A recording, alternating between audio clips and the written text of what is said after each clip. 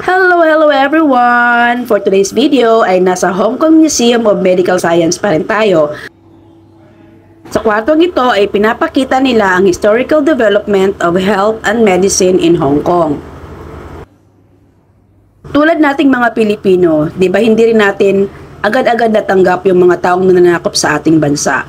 Ganon din dito sa Hong Kong, hindi nila agad-agad natanggap ang British colony.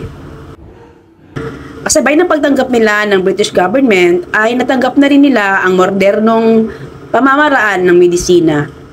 So, sana ay basahin nyo or paglaanan nyo ng oras na basahin ang nasa video.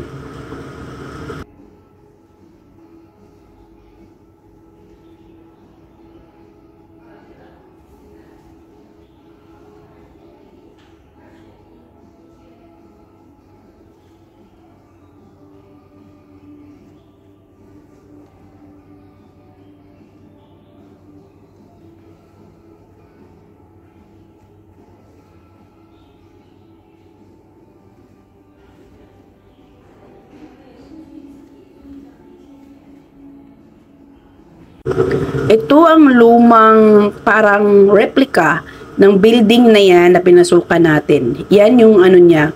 Ganyan siya dati. Nung hindi pa siya dinevelop ng British colony o ng British government. Yan yung ano niya, yung building. Lumang building siya. Ngayon, apakaganda niya na. Nakita nyo naman siguro sa unang video natin kung ano ang style, di ba? Hanggang sa muli!